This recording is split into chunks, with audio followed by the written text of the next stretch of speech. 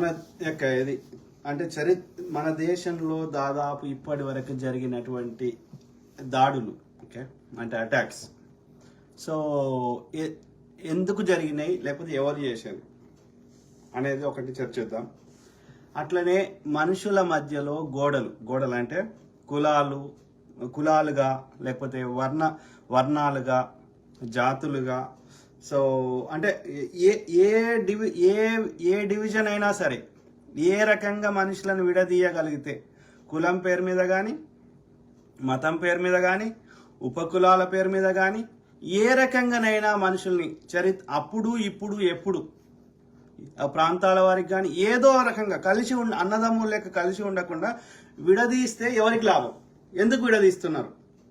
ఆ యొక్క ఒక వర్గానికి ఇంకో వర్గానికి మధ్యలో అనునిత్యము ఒక ఘర్షణ వాతావరణం ఎందుకు తెస్తున్నారు? ఎవరికి లాభం దానివల్ల?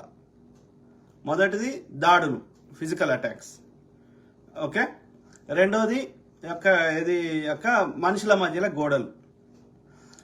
తర్వాత విద్వేషాలు, కంటిన్యూస్ గా ఒక ఏమంటారు మైనారిటీ అంటే తక్కువ జనాభా కలిగిన వారి మీద అనునిత్యము ఎందుకు వాళ్ళంటే చెడ్డోళ్ళు అన్న భావాన్ని క్రియేట్ చేయడం, విద్వేషాలు నింపడం, హిందీలో నఫరత్ అంటారు.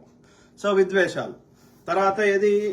తర్వాత గోబెల్స్ ప్రచారం, అంటే ఒక మైనారిటీ వర్గాల మీద కానీ కాంగ్రెస్ మీద కానీ పొద్దుగాలు లేస్తే అబద్ధాలు ప్రచారం చేయడం. కాంగ్రెస్ అంటే ముస్లింల పార్టీ, కాంగ్రెస్ హయాంలో ఇంకో దాడులు అయినాయి, ఇట్లా రకరకాలుగా. నువ్వు 10 ఏళ్ల నుంచి నువ్వు అధికారంలో ఉండి నువ్వేం చేసినావో చెప్పి ఓటు అడుక్కోవాలి. కాంగ్రెస్ అట్లనే చేసింది 60 ఏళ్లలో. కానీ బీజేపీ మీద పొద్దుగాలు లేస్తే అబద్ధాలు ప్రచారం చేయలేదు. నీకెందుకు అబద్ధాలు ప్రచారం చేయాల్సి వస్తుంది? ఈ 4 అంశాలను విపులంగా చర్చించే ప్రయత్నం చేద్దాం. మీకు ఏదైనా కామెంట్స్ ఉంటే పెట్టండి, చివర్లో చదువుతా, ఓకే. సో ఇది సింపుల్ టాపిక్స్ ఫస్ట్ మాట్లాడి డీప్ టాపిక్స్ డీప్గా పోదాం. సో ఆ క్రమంలో కాంగ్రెస్ మీద కంటిన్యూస్గా ఎందుకు బురద చల్లుతున్నావు? లేకపోతే కాంగ్రెస్ అని ఒక వర్గానికి మాత్రమే కాంగ్రెస్ అన్నట్టుగా ప్రతి అంశాన్ని హిందూ ముస్లిం ఎందుకు తెస్తున్నావు? దానివల్ల లాభం ఏంది? అంటే మెజారిటీ ఉన్న వాళ్ళ ఓట్లు నీకు రావాలి, రైట్? ఇప్పుడు భారతదేశంలో 84% హిందువులు ఉన్నారు. అందులో సగం మంది అరౌండ్ 30% వచ్చినా చాలు. సగం కూడా అవసరం లేదు, 42% కూడా అవసరం లేదు. అరౌండ్ 30% ఓట్లు వస్తే చాలు. 30 నుంచి 40 మధ్యలో వస్తే నువ్వు గెలుస్తావు, రైట్?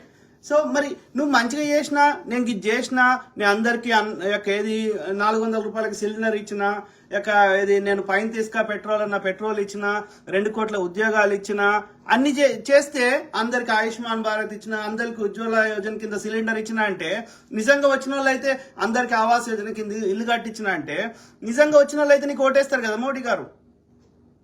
మరి ఇక కాంగ్రెస్ మీద బురద అవసరమే లేదు కదా. కాంగ్రెస్ ఏం చేసిందో వాళ్ళకి ఇందిరమ్మ ఇల్లు వచ్చిన వాళ్ళకి తెలుసు. నీ ఆవాస్ యోజన కింద ఇల్లు వస్తే నీకే ఓటేస్తారు కదా. అయిపోయింది కదా లోళ్ళు ఎక్కడిది. Simple, right? గతంలో గట్లనే ఉండే రాజకీయాలు.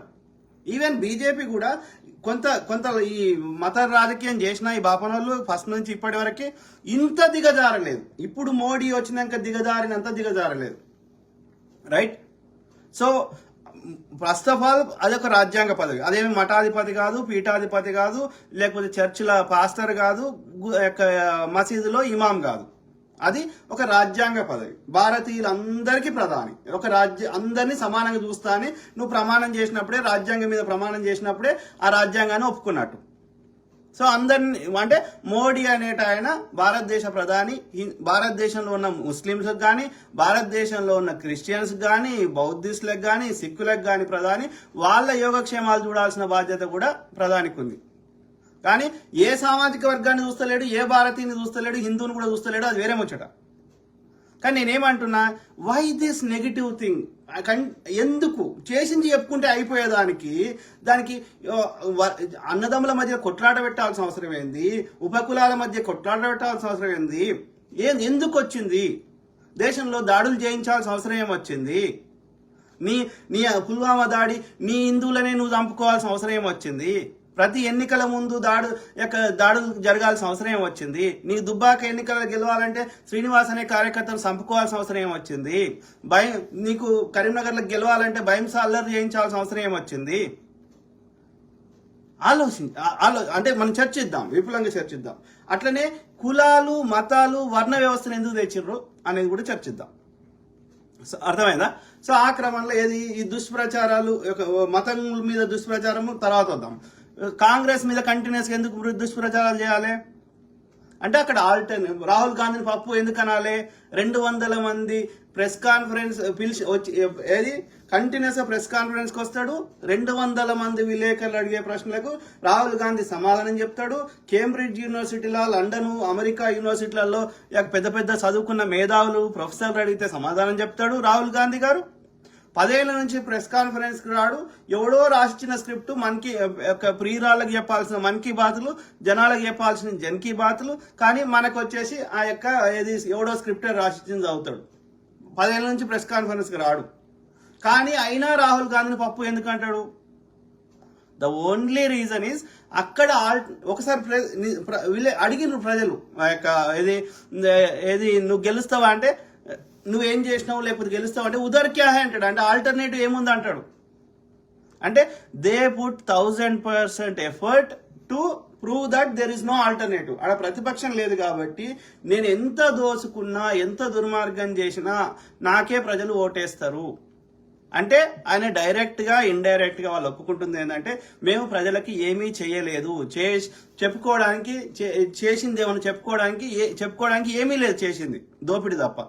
కాబట్టి ఆడ ఆల్టర్నేటివ్ లేదు అన్న భ్రమను క్రియేట్ చేస్తే, ప్రజల యొక్క అటెన్షన్ డైవర్ట్ చేస్తే, వాళ్ళ డే టు డే సమస్యల నుంచి వాళ్ళ దృష్టి మరలిస్తే, నేనుంటేనే మీకు భద్రత ఉంటుందని ఒక అభద్రతా భావాన్ని సృష్టించి నేనుంటేనే మీకు భద్రత ఉంటుంది అనేటువంటి వాతావరణాన్ని క్రియేట్ చేస్తే అప్పుడు అన్ని మర్చిపోతారు.